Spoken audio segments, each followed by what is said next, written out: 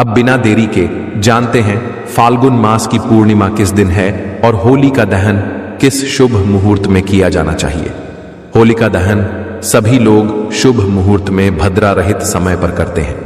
दिन में होलिका की पूजा की जाती है और रात्रि में सही समय देखकर दहन किया जाता है। भद्रा रहित समय बहुत महत्वपूर्ण होता है क्योंकि होली और रक्षाबंधन दोनों पर भद्रा का विशेष प्रभाव पड़ता है। इसलिए होली का दहन हमेशा सही मुहूर्त में करना चाहिए। अगले दिन रंगों वाली होली मनाई जाती है, जिसे अलग अलग स्थानों पर धूलंडी या चरा कहा जाता है। भारत के विभिन्न हिस्सों में इसे अलग अलग नामों से जाना जाता है, लेकिन सभी जगहों पर लोग एक दूसरे को रंग और गुलाल लगाकर इस उत्सव को मनाते हैं। इसके बाद आता है बासौदा पर्व, जो शीतला सप्तमी और शीतला अष्टमी से जुड़ा हुआ है। इसके बारे में हम एक अलग वीडियो में विस्तार से जानकारी देंगे। यह एक बड़ा विषय है क्योंकि कई लोग होलिका दहन के बाद आने वाले गुरुवार या सोमवार को भी बासौदा मनाते हैं। इस विषय पर हम आपको विस्तार से अगली वीडियो में बताएंगे। अभी हम केवल होलिका दहन पर ध्यान देते हैं। होलिका दहन की तैयारी विशेष रूप से करनी चाहिए। भारतीय परंपरा के अनुसार होली वाले दिन बड़कुल, जिसे कुछ लोग गोलियां या बगुला भी कहते हैं, की आवश्यकता होती है। ये गोबर से बनाई जाती है और विभिन्न आकृतियों में तैयार की जाती है, जैसे कटार, चांद, हाथी आदि। इन्हें एक माला में पिरोकर होली पूजन स्थल पर अर्पित किया जाता है। अगर आप शास्त्रीय रूप से इस विषय में अधिक जानकारी चाहते हैं तो हम आगे की वीडियो में इसकी पूजन विधि भी बताएंगे। जिनके यहाँ यह परंपरा है वे अभी से बड़कुल बनाना शुरू कर सकते हैं। गांवों में और कुछ शहरों में जहां गोबर आसानी से उपलब्ध है, लोग इन्हें पहले से तैयार कर लेते हैं। दोस्तों, अभी तक हमने इस पर वीडियो इसलिए नहीं बनाया क्योंकि इसकी आवश्यकता कम लोगों को होती थी। लेकिन यदि आप जानना चाहते हैं कि बड़कुल कब से बनाए जाते हैं, कैसे बनाए जाते हैं और क्या क्या सामग्री चाहिए, तो हमें जरूर बताएं। आजकल जो लोग शहरों में रहते हैं उनके लिए हम बता दें कि बड़कुल आसानी से मिल सकते हैं। आप इन्हें किसी भी ऑनलाइन प्लेटफॉर्म से मंगवा सकते हैं। किसी विशेष प्लेटफॉर्म का नाम लेना उचित नहीं होगा, लेकिन हम डिस्क्रिप्शन में लिंक दे देंगे जहां से आप इन्हें प्राप्त कर सकते हैं। होलिका पूजन के लिए आपको सूर्योदय से पहले उठकर स्नान आदि कर लेना चाहिए। पूजन से पहले सारी सामग्री एकत्र कर लें। सामग्री में बड़कुल की माला, हल्दी, कुमकुम, अक्षत, जल से भरा एक लोटा, कच्चे मूंग, बताशे और तिलक के लिए हल्दी या कुमकुम, जो भी आपकी परंपरा में हो, शामिल करें। अब पूजन की विधि इस प्रकार है। सबसे पहले अपने घर पर ही बड़कुल की माला का पूजन करें। माला को हल्के से जल के छींटे देकर शुद्ध करें, फिर तिलक और अक्षत लगाएं। इसके बाद थोड़े से पुष्प चढ़ाएं और हाथ जोड़कर प्रणाम करें। माला को थाली में रखें या जिस तरह से आप ले जाना चाहें रख सकते हैं। बाकी पूजन सामग्री को एकत्र करें और पूजा स्थल पर जाएं। पूजन का शुभ मुहूर्त भद्रा के अनुसार निर्धारित होगा, जिसे हम आगे बताएंगे। होलिका पूजन में बच्चों के लिए एक विशेष माला बनाई जाती है, जिसे वे गले में पहन कर जाते हैं। यदि आपके यहाँ यह प्रथा है तो आप इसे कर सकते हैं, इसमें कोई दोष नहीं है।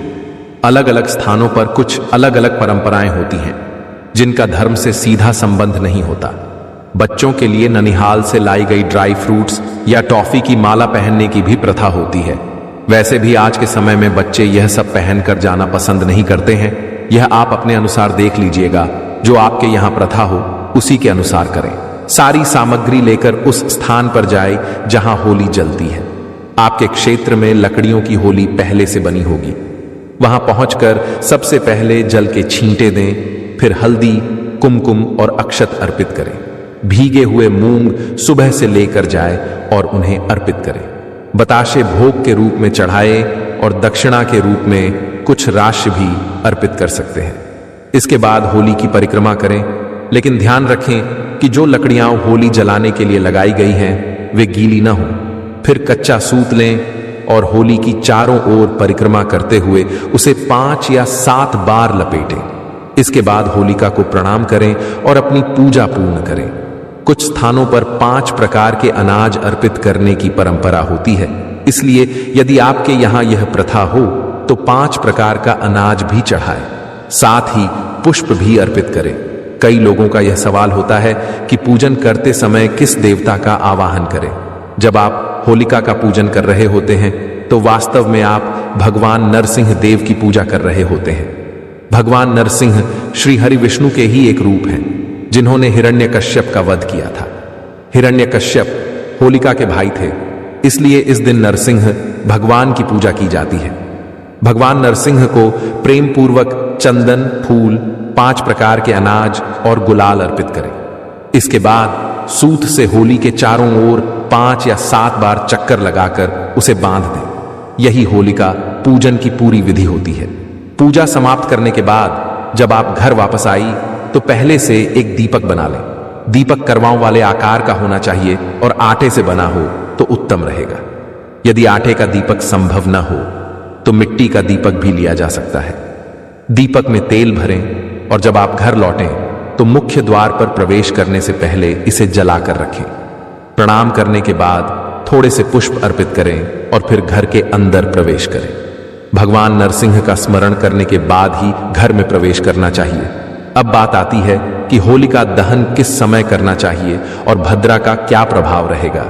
होली का दहन भद्रा रहित काल में करना चाहिए, यानी जब भद्रा समाप्त हो जाए। इस साल होली वाले दिन भद्रा रात 11:26 पर समाप्त होगी, इसलिए होलिका दहन उसके बाद ही करना उचित रहेगा। उससे पहले दहन नहीं करना चाहिए। होली के दिन आपको टोने टोटकों और बुरी नजर से बचने के लिए विशेष सावधानी बरतनी चाहिए, क्योंकि इस दिन लोग कई तरह की चीजें करते हैं। जब भी आप चौराहे से गुजरें तो सतर्क रहें। यदि कोई संदिग्ध वस्तु दिखे तो उससे दूर रहें। किसी अजनबी द्वारा दी गई चीज न खाएं और यदि किसी व्यक्ति पर संदेह हो तो उसकी दी हुई कोई भी वस्तु ग्रहण न करें। इस दिन आपको कर्ज नहीं लेना चाहिए और न ही किसी को उधार देना चाहिए। साथ ही पवित्रता का विशेष ध्यान रखें और ब्रह्मचर्य का पालन करें। किसी भी प्रकार की बुरी संगति या अनैतिक कार्यों से दूर रहें।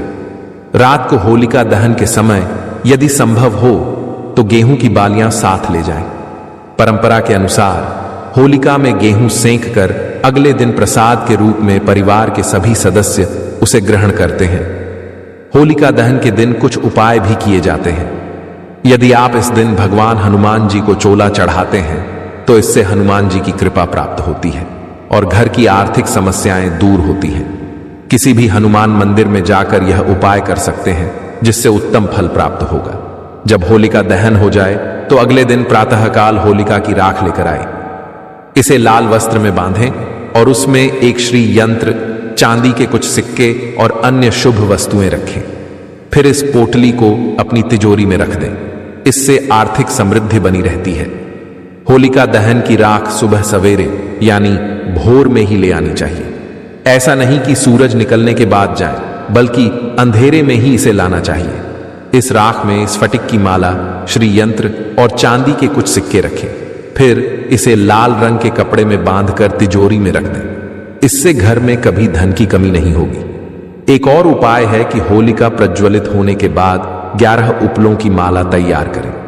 उपले छोटे भी हो सकते हैं। इसके साथ पान, सुपारी और एक नारियल लें।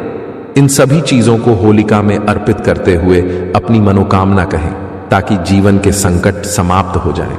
जब ये चीजें जलकर राख हो जाएंगी तब आपके कष्ट भी दूर हो जाएंगे। इन सामग्री को पहले अपने ऊपर 7 बार घुमाकर उतार लें और फिर होलिका में डाल दें। यह मान्यता है कि इससे जीवन के संकट जलकर राख हो जाते हैं और एक नई शुरुआत होती है। यह उपाय करके देखें, इससे लाभ मिलेगा। एक और महत्वपूर्ण उपाय है कि होलिका दहन के दिन एक सूखा नारियल लें। उसमें काले तिल, लौंग और थोड़ी पीली सरसों डालें। इसे अपने सिर के ऊपर से 7 बार उतारें और फिर जलती होली में डाल दें। यह उपाय करने से यदि किसी ने टोना टोटका किया हो, नजर लगी हो या कोई नकारात्मक ऊर्जा प्रभाव डाल रही हो तो वह दूर हो जाती है। मानसिक परेशानी भी इससे कम होती है। अब बात करते हैं कि भद्रा का होलिका दहन पर क्या प्रभाव पड़ेगा और इस साल होली का दहन कब किया जाएगा। ग्रहण का कोई असर रहेगा या नहीं, यह भी समझना जरूरी है। इस बार होली का दहन 13 फरवरी को किया जा रहा है, क्योंकि पूर्णिमा तिथि रात 10:02 पर आ रही है। इस दिन सूर्य के अनुसार तो पूर्णिमा है, लेकिन होलिका दहन रात्रि में किया जाता है और उस समय पूर्णिमा होना आवश्यक होता है। 14 तारीख को दिन में पूर्णिमा रहेगी लेकिन रात में नहीं, इसलिए इस वर्ष होलिका दहन 13 मार्च को किया जाएगा। 13 मार्च को पूर्णिमा तिथि सुबह 10:35 से शुरू होकर रात्रि 11:29 तक रहेगी। इस दौरान सिंह राशि की भद्रा भी होगी, जिसका वास पृथ्वी लोक पर रहेगा। चूंकि यह भद्रा मृत्यु लोक पर प्रभाव डालती है, इसलिए इस दौरान होलिका दहन नहीं किया जा सकता। भद्रा समाप्त होने के बाद ही दहन करना उचित रहेगा, जो रात्रि 11:29 के बाद संभव होगा। अब बात करते हैं ग्रहण की।